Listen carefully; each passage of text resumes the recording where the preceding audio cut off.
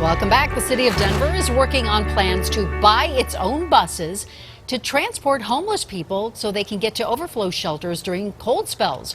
Last week, City Council approved more money for bus services and a program to work with the chronically homeless. Well, Denver 7 reporter Liz Gelard joins us now. You've been covering this extensively, I know, and you say Denver has about 3,000 people every night who are in shelters or transitional housing.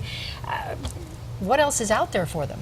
Well, the city is really trying to think of different approaches, a multifaceted approach. One of their challenges is working with people who don't want to go to shelters. Right. Another challenge is just getting people to those shelters, as we saw, and that's why currently there are 4 buses running every single night, taking people to these overflow shelters. They're dropping them off at night, picking them back up in the morning, and transporting them downtown to the city center where they can access services. How did they get to this point? I mean, why this option? I know this is, as we say, a headache for so many cities who just don't really know what to do.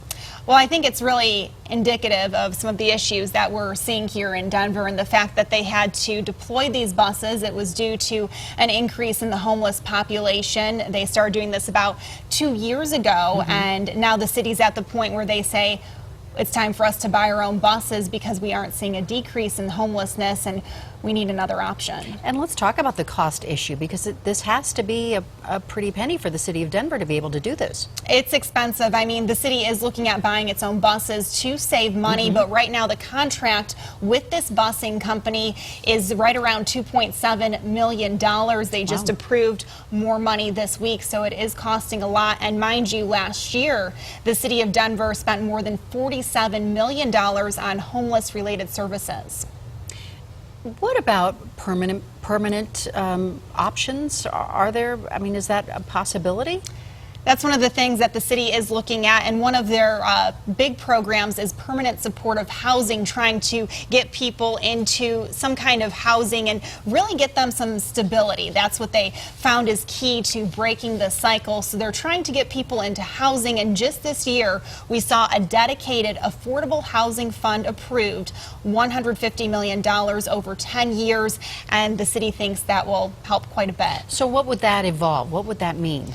So we've already saw some people, they're getting placed into apartments, and they can be there for as long as they need to be there. And they're also given access to some of these wraparound services, mental health, and things that might be able to help them, because oftentimes, as we know, with homelessness, there are other issues as well. And I know you've covered a lot of homeless stories, talked to a lot of people in our community who are homeless. What do they say about these options? Are they liking what Denver is doing? You know, it depends on who you ask, right? Sure. But we've seen some frustration. I talked with a married couple who says we don't want to use shelters because we don't want to be separated. And we hear there's all these great things out here, but yet we're having trouble accessing the services, and we just can't sit around and wait for that to happen. So it really depends. And the homeless advocates, same response from them as well? They seem optimistic. You know, I think it's just we're seeing all these different options, and I think the more options, you know, it could be another way to reach people.